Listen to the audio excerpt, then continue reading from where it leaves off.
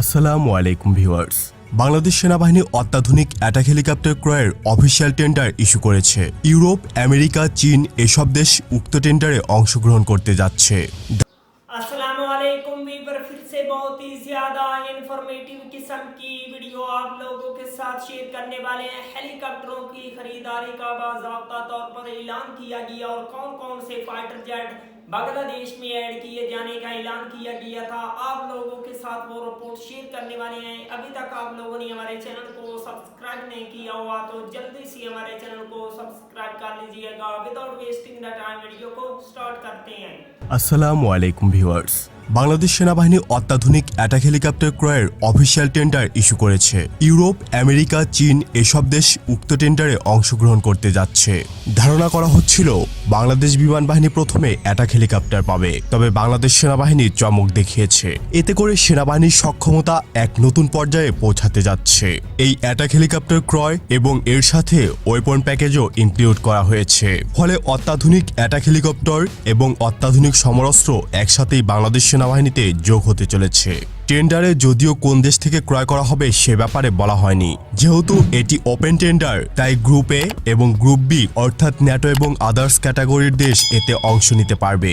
মাল্টিমিশন capability, lethal weapon, air to ground, air to air mission capability চাওয়া হয়েছে টেন্ডারে। এখানে উল্লেখ্য ব্যাপারে যে এর মাধ্যমে এয়ার টু এয়ার ওয়েপন অর্থাৎ air to air missile firing capability থাকবে আমাদের আপকামিং অ্যাটাক হেলিকপ্টারে। এছাড়াও behind the enemy line, deep strike capability চাওয়া হয়েছে টেন্ডারে, অর্থাৎ প্রয়োজনে পার্শ্ববর্তী দেশের সীমানা পার হয়ে আরো গভীরে গিয়ে যাতে হেলিকপ্টারটি সঠিকভাবে অপারেশন পরিচালনা করতে পারে, এটা বাঞ্ছনীয়। এছাড়া এই হেলিকপ্টারে long range air to ground missile carry করা হবে, পাশাপাশি এয়ার টু গ্রাউন্ড রকেট এবং প্রিসিশন গাইডেন্স বোম থাকবে। আর লং রেঞ্জের অ্যান্টি ট্যাঙ্ক মিসাইল সেনাবাহিনীর বহরে যুক্ত হওয়াটাও নতুন মাইল ফলক হতে চলেছে। ইএসএম হিসাবে অ্যাক্টিভ এবং passive counter measure system, radar warning receiver, missile warning system, laser warning system, frequency jammer এবং ইনফ্রারেড কাউন্টার মেজার সিস্টেম হিসাবে চ্যাফ এবং ফ্লেয়ারের চাহিদা উল্লেখ আছে টেন্ডারে। ফ্লাইট রেঞ্জের সর্বোচ্চ পেলোড নিয়ে কমপক্ষে 2 ঘন্টা এয়ারবোর্ন এবং 300 কিলোমিটার পথ পাড়ি দেওয়ার চাহিদাও উল্লেখ করা হয়েছে। অতি উচ্চতা থেকে মিশন পরিচালনা করার সময় পাইলটের জন্য সাপ্লিমেন্টারি অক্সিজেন সরবরাহ থাকবে এতে। এছাড়াও এতে অটো পাইলট ফ্যাসিলিটি চাওয়া হয়েছে। আর এই অ্যাটাক হেলিকপ্টারে মেইন গান হিসেবে চাওয়া হয়েছে 20 মিলিমিটারের গান। তো আজ এতটুকুই। নতুন কোনো ভিডিও নিয়ে খুব দ্রুতই হাজির হব ইনশাল্লাহ। সে পর্যন্ত ভালো থাকুন, সুস্থ থাকুন, ইনফরমেটিভ বাংলার সাথে থাকুন। দেখা হবে আবারও। আল্লাহ হাফিজ।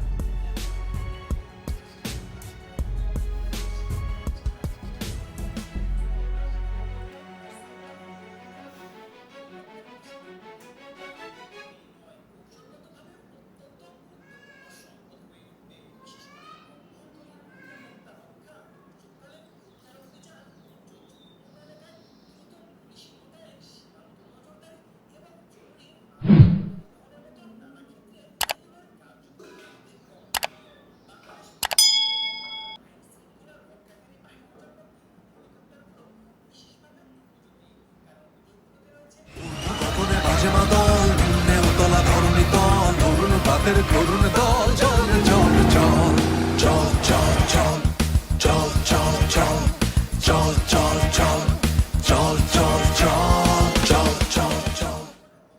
तो वीवर, ये वो जदीद और मॉडर्न किस्म के हेलीकॉप्टर हैं जिनको बांग्लादेश की एयरफोर्स अपना हिस्सा बनाना चाहती है। आई होप बांग्लादेश जो है इस किस्म के हेलीकॉप्टर को अपनी एयरफोर्स का हिस्सा बनाए। बांग्लादेश की आर्मी को, बांग्लादेश की एयरफोर्स को बेहद नीड है जदीद और मॉडर्न किस्म के हेलीकॉप्टर की। इंशाल्लाह बांग्लादेश उसको पूरा करने में कामयाब होगा और बांग्लादेश के पास दुनिया के जदीद और मॉडर्न किस्म के हेलीकॉप्टर होंगे।